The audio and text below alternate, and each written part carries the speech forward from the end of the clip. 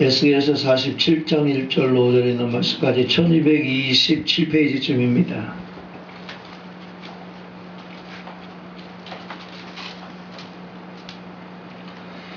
(1227페이지) 에스겔서 47장 1절로 5절까지 우리 한 목소리로 같이 했습니다. 그가 나를 데리고 성전문에 이르시니 성전의 앞면이 동쪽을 향하였는데 그 문지방 밑에서 물이 나와 동쪽으로 흐르다가 성전 오른쪽 제단 남쪽으로 흘러내리더라. 그가 또 나를 데리고 북문으로 나가서 바깥길로 꺾여 동쪽을 향한 바깥문에 이르시기로 본즉 물이 그 오른쪽에서 스며 나오더라. 그 사람이 손에 줄을 잡고 동쪽으로 나아가며 천척을 측량한 후에 내게 그 물을 건너게 하시니 물이 발목에 오르더니 다시 천척을 측량하고 내게 물을 건너게 하시니 물이 무릎에 오르고 다시 천척을 측량하고 내게 물을 건너게 하시니 물이 허리에 오르고 다시 천척을 측량하시니 물이 내가 건너지 못할 강이 된지라. 그 물이 가득하여 헤엄칠 만한 물이요 사람이 능히 건너지 못할 강이더라. 아멘. 제가 사진을 이렇게 찍거나 혹은 다른 사람의 사진을 이렇게 보다가 보면 인물 사진에 좀 관심이 많은데요. 아주 예쁘고 젊고 탱탱하고 아름다운 아가씨들의 사진도 이쁘지만 시골에서 밭일을 하다가 땀을 잠깐 닦고 있는 그 늙은 할아버지 할머니들의 밝게 웃는 그 표정의 모습을 이렇게 또 찍어놓은 사진들을 보면 참 편안함을 느끼고 좋다 그런 생각이 듭니다. 여자들이 근데 40살에서 50살만 되면은요 주름살이 들어가는 게 얼마나 신경을 많이 쓰는지 몰라요. 그 화장품 중에도 보니까 눈가에 주름을 없애는 화장품이 꽤 비싸더라고요. 또 베트남에서 가보니까 그 주름살 안 생기게 하는 그 화장품이 있던데 그게 보니까 뭐 뱀 독을까지 만든다 그래요. 그 여자들이 어지간히 독하지 않은 독한 사람들 여자들이 보면은 그냥 뱀 독을 발라가면서 주름살을 없게 만들려고 하는데 그 노인네들의 그 밝은 주름살을 보고 할아버지 할머니들은 사진 찍을 때 안 찍겠다고 하는 분이 별로 없거든요. 자연스럽게 찍는 그 사진을 보면 그 깊은 주름살을 보면서 그 주름살에 배어져 있는 그 인생의 경험이나 그 삶의 지혜나 그 모든 것들을 다 그 주름살을 통해서 볼 때 야, 참 주름살이 깊어진다고 한다고 해서 여자들이 40살 50살만 되면 걱정 근심을 하는데 그럴 필요는 없지 않을까. 왜냐하면 그 주름살만큼 인생의 지혜도 들어가고 경험도 들어가고 또 그만큼 또 자식도 크지 않습니까? 그걸 바라보면서 오히려 자기 인생을 되돌아보고 얼마나 자기 인생이 행복했는지를 그려볼 수 있다고 한다면 그 주름살도 두렵지 않지 않을까 하는 생각이 듭니다. 그럼에도 불구하고 주름살이 깊어진다고 하는 것은 누구에게나 다 걱정되는 것이면 분명한 것 같습니다. 저도 이렇게 아침에 세수를 하고 화장품을 바르려고 딱 보다 보니까 저도 아직 마음은 20대인데 눈가에 주름이 이렇게 짜글짜글 있는 걸 봐요. 아이고 나도 늙었구나 그런 생각이 들어요. 근데 그럼에도 불구하고 깊은 건 좋은 거예요. 어떤 게 깊은 게 좋으냐? 마음의 깊이가 깊은 게 좋은 줄 믿습니다. 오늘 이 본문은 에스겔이 성전에 대해서 본 환상입니다. 에스겔이 천사의 인도하심을 받아서 성전으로 들어갔는데 성전 동쪽 문 밑에서부터 물이 쫙 흘러내려오기 시작하는데 천사가 줄을 가지고 그 물을 재봤더니 1천척이라 1천척은 메다로 따지면 한 550m 정도 됩니다. 처음에는 그 물이 보니까 발목에 찼다고 그랬어요. 근데 다음으로 들어가서 재보니까 그 물의 깊이가 무릎까지 왔고 세 번째로 가서 재봤더니 물의 깊이가 허리까지 왔고 그 다음 마지막으로 가서 재봤더니 온몸이 들어가서 수영할 수 있을 정도로 물의 깊이가 깊었다. 이렇게 성경 기록을 하고 있습니다. 이게 무슨 의미냐면 성경에서 물은 뭘 의미하냐면 성령을 의미합니다. 예수님께서 요한복음 7장 37절에 말씀하셨거든요. 누구든지 목마르거든 내게로 와서 마시라. 나를 믿는 자는 성경의 이름과 같이 그 배에서 생수의 강이 흘러나리라. 이는 그를 믿는 자의 받을 만한 성령을 가리켜 말씀하신 것이라. 이와 같이 예수님은 물을 성령이라고 말씀하셨고 오늘 에스겔서 본문에서는 성령에는 깊이가 있는 것을 말씀해 주고 있습니다. 이 말씀은 무슨 말이냐면 성도들이 성령의 충만함을 받아야 이 시대를 살아갈 수가 있는데요. 그 성령의 충만함을 받은 성령 충만함의 깊이가 오늘 이 성경 속에 있다라는 거예요. 어떤 성도는 보니까 발목에 차는 정도의 성령의 충만함을 받은 사람도 있고, 어떤 사람은 무릎만큼, 어떤 사람은 허리만큼, 어떤 사람은 온몸이 성령에 사로잡힌 삶을 살아가는 그런 성도가 있다고 하는 것입니다. 먼저 발목 성도부터 한번 봅시다. 에스겔이 오늘 천사의 인도를 받아서 성전에서 흐르는 물의 깊이를 재어봤더니 발목에 찼더라. 이 발목 수준은 도대체 어느 정도일까? 아마 발로 겨우 교회나 왔다 갔다 하는 정도의 수준. 이 교회에 오는 것도 쉬운 게 아니거든요. 성령 충만함을 받아야 교회에 올 수 있는 거예요. 교회에 들어오는 것도 얼마나 어렵고 힘이 드는지 몰라요. 그 성령을 받기는 받았는데 발목만큼 겨우 찰 정도. 그래서 교회만 겨우 올 정도의 성도가 아마 이 발목만 차는 이 정도의 믿음의 수준의 성도일 것입니다. 교회만 왔다 갔다 하는 수준이라서 아직 믿음의 맛은 몰라요. 믿음의 맛이 뭐가 믿음인지도 모르고 아직 영적인 것에 대한 경험도 없어요. 영적인 것을 볼 수 있는 눈도 없어요. 우리 안에 거하시는 성령께서 역사하시고 말씀하실 때마다 그 성령의 음성을 들을 수 있는 귀도 없어요. 그냥 교회만 왔다가 그냥 가는 이 정도의 수준이거든요. 어느 장로님의 아들의 이야기를 해요. 아버지 장로님이 겨우 끌고 다니면서 교회만 다니는 거야. 근데 장로님이 어느 날 외국에 출장 가게 되었어요. 그때 아들에게 이야기합니다. 내가 출장 가더라도 너 주일날 꼭 빼먹지 말고 교회에 가라. 알겠어요 아버지. 내가 갔다 온 다음에 너한테 꼭 물어볼 거야. 교회에 꼭 가야 돼. 알았어요 아버지. 걱정하지 말고 출장을 다녀오세요. 출장에 갔다 왔어요. 그래 그 장로님이 아들을 불러서 이야기합니다. 야, 너 주일 예배 갔었니? 예, 갔었어요. 누가 대표 기도했니? 늦게 가서 몰라요. 그럼 목사님이 무슨 말씀을 했니? 죽어라서 몰라요. 그럼 헌금 기도는 누가 했니? 일찍 와서 몰라요. 교회 가기는 갔는데 도대체 뭘 하러 간 거예요? 뭘 알고 있는 거예요? 에? 책으로 따지자고 한다면 책은 들고는 다니기만 하고 읽지는 않는 거예요. 읽지는 무슨 내용인지도 모르고 있는 거예요. 이 정도의 수준에 대한 이야기를 말하는 거예요. 또 하나의 이야기, 웃긴 이야기가 있어요. 절에서 공부하고 있던 부잣집 아들이 있어요. 아버지가 이제 절간 들어가서 공부하라고 심부름 시키는 종도 하나 붙여줬어요. 절간 가가지고 다 공부를 해야 되는데 이 아들이 종한테 이야기하는 거예요. 너 저기 가가지고 가서 책 좀 가지고 이 마루로 좀 나와라. 그러니까 가가지고 얇은 책을 가볍게 볼 수 있는 책을 한 권 가지고 왔어요. 그러니까 아들이 화를 내면서 다른 책 갖고 오라고 이야기합니다. 그러니까 종이 우리 주인 아들이 깊이가 있는 아주 그런 책을 보려고 그러는구나. 그래서 아주 법전에 두꺼운 책을 갖다 준 거예요. 그러니까 아들이 잘 갖고 왔다고. 그들이 머리맡에다가 딱 베고 자버리더라는 거예요. 여러분 책은 잘하고 있는 것이 아니라 보라고 있는 것이에요.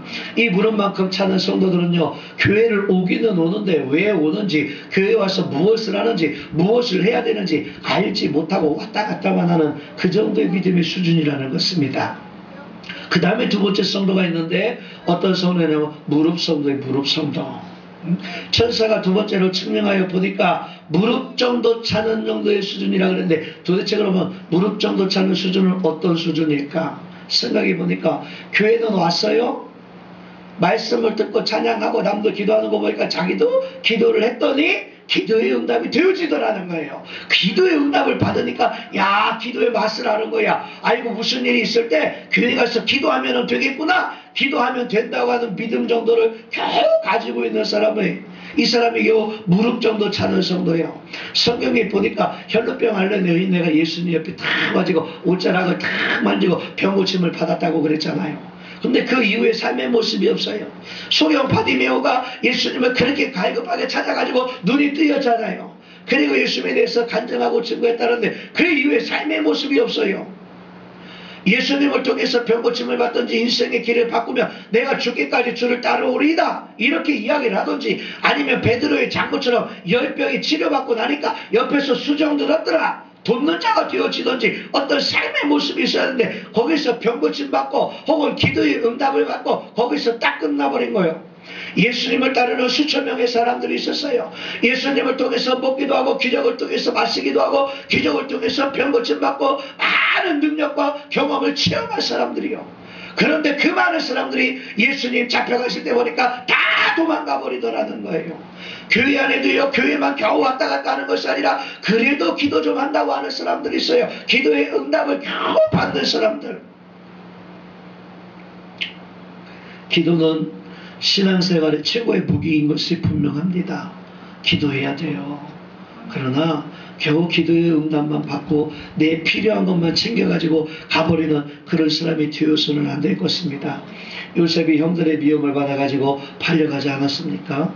구덩이에 들어가서 죽을 뻔했다가 미디안 상인들한테 팔려가지고 보디발의 집에까지 가서 그 나이가 몇 살이었느냐? 17살이었다는 거예요.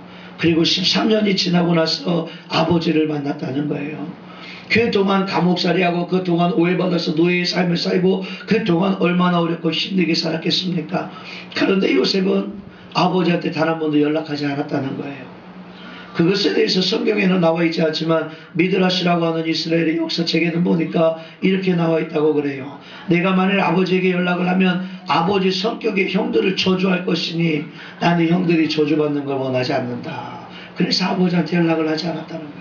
그리고 하나님 앞에 기도하면서 그 인생을 살았다고 하는 거예요. 요셉은 늘 기도하는 사람이었기 때문에 실수하지 않고 잘 살 수가 있었고, 기도하는 사람이었기 때문에 하나님께서 보여주시는 꿈도 해석할 수 있는 지혜를 갖게 되고, 기도하는 사람이었기 때문에 하나님께서 예비해 놓으신 그 인생에 대한 꿈을 가지고 살아서 그 꿈이 현실 속에 이루어지는 축복을 받게 된 것을 볼 수가 있습니다. 여러분, 예수님께서 우리들에게요 찬송 부르는 법 가르쳐주지 않았어요. 찬송 잘 불러면 좋지만 못 불러도 어쩔 수 없는 거예요. 예수님은 우리들에게 설교하는 것도 가르쳐주지 않았거든요. 제자들에게도 설교하는 거 가르쳐주지 않았어요. 너희는 이렇게 가서 이렇게 설교해라, 그렇게 안 가르쳐줬거든요. 예수님께서 가르쳐주신 유일하신 한 가지가 있는데 그것이 뭐냐? 너희는 이렇게 기도해라. 기도하는 법을 가르쳐주셨거든요. 오늘 인생 살면서 가장 중요한 것은 기도해야 되는 것인 줄 믿습니다. 교회 다니는 거요, 교회 다니는 걸로만 만족하지 마세요. 기도할 수 있는 여러분들이 되시기를 바랍니다. 기도를 통해서 하나님 앞에 기도의 응답을 받고 기적을 경험하고 능력 있게 이 세상을 살아갈 수 있는 그런 저와 여러분이 되기를 바랍니다. 그리고 세 번째는 보니까 허리만큼 차는 허리의 성도가 나옵니다. 허리가 뭘 의미할까요? 중심. 그렇죠. 인체의 중심은 허리에 있어요. 근데 허리 그러면 뭐라 그래요? 힘이에요, 힘. 제가 허리가 아파서 힘을 잘 못 써요. 사람들은 뭐라 그러는데 허리가 튼튼해야 된다, 거기서 힘이 나온다 그러는 거예요. 허리 그러면 힘이에요. 물도 보니까 유속이 좀 빠른 물을 건너갈 때에도요, 허리만큼 차는 데까지 가버리면 사람이 감당을 못하는 거예요. 어제 청도에 놀러 갔다가 캠핑장에서 비가 많이 온다고 하니까 그 많이 온다고 하는 그 비를 피해가지고 나오던 일가족이 차에 타고 나오다가 7명이 차가 쓸려 내려가가지고 다 죽는 사건이 있었어요. 근데 여러분, 물이 50cm가 되어버리면요 차도 안 돼요. 차도 떠내려가요. 차도 50cm만 되면 차가 떠내려가는 거야. 그래 사람들이 거기서 어른들이 있음에도 불구하고 나오지도 못하고 어른들도 죽고 애들도 죽고 다 죽고 7명이나 다 죽어버린 거예요. 허리만큼 차면 어쩔 수 없는 거, 질질질질 끌려갈 수밖에 없게 되어져 있는 거예요.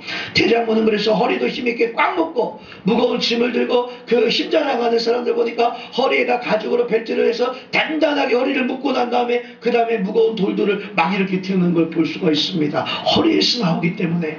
창세기 35장 11절에는 가장 힘있는 왕은 허리에서 나온다고 이야기하고 있거든요.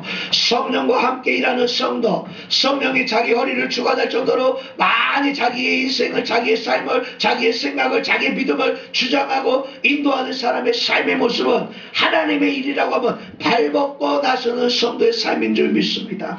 초대교회 때 보니까 야고보라고 하는 사람이 야, 내 재산을 팔아라, 내 재산을 팔아가지고 초대교회의 고아와 과부들을 돕고 구제하는 일을 했더니 많은 사람들에게 존경을 받게 되고 많은 사람들이 그 야고보를 본받아서 자기의 재산을 팔아가지고 다 교회로 가지고 와서 그것을 가지고 선교하고 구제하였더니 날마다 모이는 무리의 숫자가 흥황하여 갔다라고 성경은 기록을 하고 있습니다.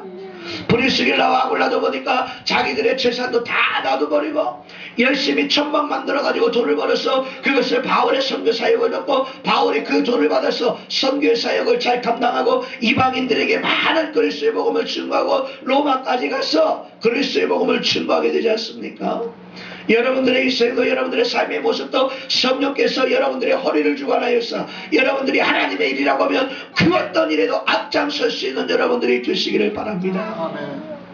어떤 목사님이 자랑하는 그 교회 성도의 이야기를 들은 적이 있어요. 그 집사님은 돈도 시간도 항상 하나님 중심으로 산다는 거예요. 이것이 얼마나 어렵고 힘든 일인지 몰라요.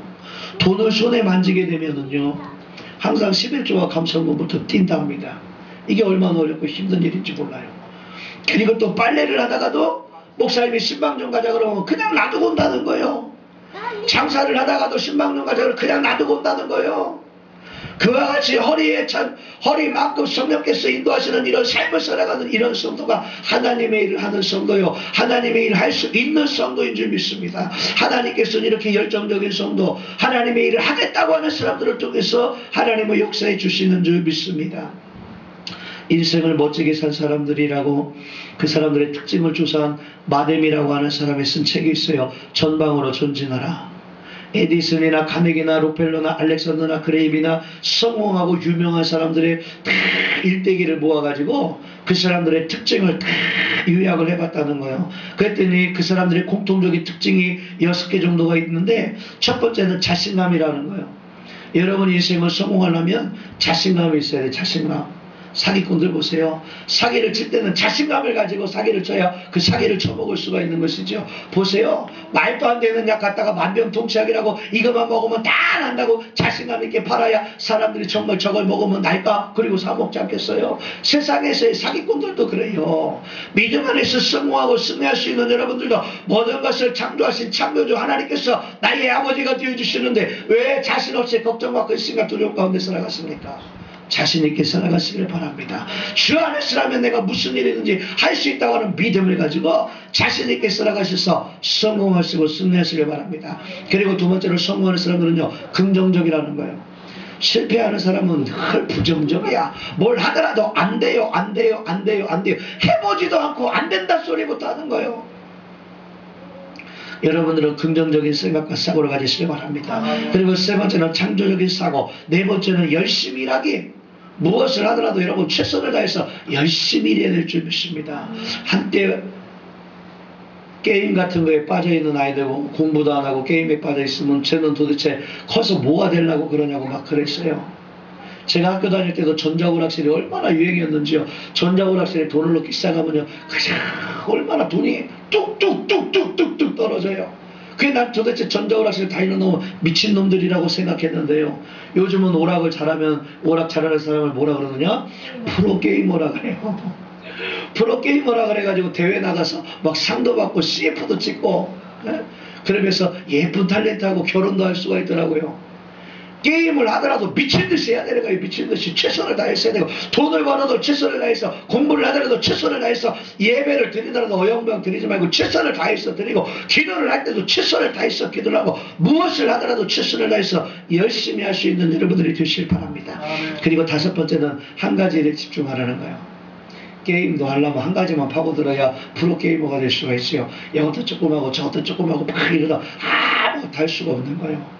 한 가지 일에 집중하고, 기도할 때도 마찬가지요. 기도할 때도 예배 끝나고 기도해야 될 때는 교회를 위해서, 목회자를 위해서, 성도들을 위해서 쭉 기도해야 되겠지만, 정말로 기도의 제목을 가지고 기도할 때는 그 기도를 놓고 깊이 있게 끈기 있게 1시간이고 2시간이고 집중해서 하나님 앞에 응답 받을 때까지 간절히 기도하여서 응답 받을 수 있는 여러분들이 되시길 바랍니다. 그리고 여섯 번째는 성결한 생활을 하라는 거예요. 성결한 생활. 하나님의 응답은 깨끗하고 거룩한 그릇에 담겨질 수 있기 때문입니다. 뭐가 성결할까 생각해 봤어요? 세상 사람들하고 구별되어지는 게 성결한 거예요. 목욕했다고 성결한 것이 아니라 세상 사람들하고 구별되어져서 저 사람은 그리스도인이구나, 저 사람은 서창교회 성도구나 구별할 수 있는 삶을 살아가는 자, 그런 자들이 성공하고 승리하게 되어질 줄 믿습니다. 허리라고 하는 것은 능력 있는 일. 성령께서 내 허리를 주장하셔서 하나님의 일을 하게 하면 이런 말이 있어요.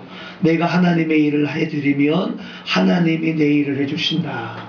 내가 내 일을 하는 것이 낫겠습니까? 내 일을 하나님께서 해주시는 것이 낫겠습니까? 하나님께서 내 일을 해주시는 것이 나은 거예요. 그러려면 하나님의 일을 누가 해야 되겠어요? 내가 해야 그래 하나님께서 내 인생 가운데 간섭하시고 개입하셔서 내 일을 해 주실 줄 믿습니다. 오늘 여러분, 그리고 마지막으로 네 번째 보니까 온몸이 잠기는 성도의 삶의 모습이 있다. 여러분 보세요. 물이 나의 온 삶의 모습을 완전히 다 뒤덮어버리면 내 생각도 없어요. 내 말도 없어요. 내 삶도 없어요. 물에 온전히 다 빠졌는데 뭐가 필요하겠습니까? 성령께서 전적으로 인도하셔서 성령의 역사와 성령의 사역만 감당하는 하나님의 일꾼이 되어줘야 되는 줄 믿습니다. 예수님께서 하신 말씀이 그거예요. 요한복음 14장 20절에 보니까 그날에는 내가 아버지 안에 너희가 내 안에 내가 너희 안에 있는 것을 너희가 알리라. 예수님께서 온전히 우리 삶 가운데 삶의 중심에 있으니까 내 생각이나 내 삶대로 내 방법대로 내 이해 타산을 따져가면서 하는 것이 아니라 예수님께서 기뻐하시는 일을 하나님께서 기뻐하시는 대로 할 수 있는 자, 그런 삶을 살아가야 될 줄 믿습니다. 바울이 고백한 것도 마찬가지요. 갈라디아 2장 20절에 보니까 내가 그리스도와 함께 십자가에 못 박혔나니 그런즉 이제는 내가 산 것이 아니요 오직 내 안에 그리스도께서 사신 것이라. 내 안에 예수 그리스도께서 사신 것이기 때문에 예수님께서 원하시는 대로 예수님의 영광을 위해서 살아야 될 줄 믿습니다. 그런데 오늘날 얼마나 많은 사람들이 자기를 위해서 살아가요. 자기의 영광을 위해서, 자기의 자존심을 위해서, 자기의 재산을 위해서 살아가기 때문에 예배도 못 드리고 봉사도 못하고 헌금 충성 다 못하는 이유가 뭐냐? 자기 때문에 그런 거예요. 자기 때문에, 자기 자식 때문에, 자기의 삶 때문에. 마음의 중심에 예수를 모시고 살았는데 마음의 중심에 예수가 없기 때문에 그런 거예요. 여러분, 오늘 우리들의 인생을 살아가면서요, 많은 사람들이 다 섞여 살아가는 것 같지만 이 자리에도 보면 그 네 종류의 성도들이 있다는 거예요.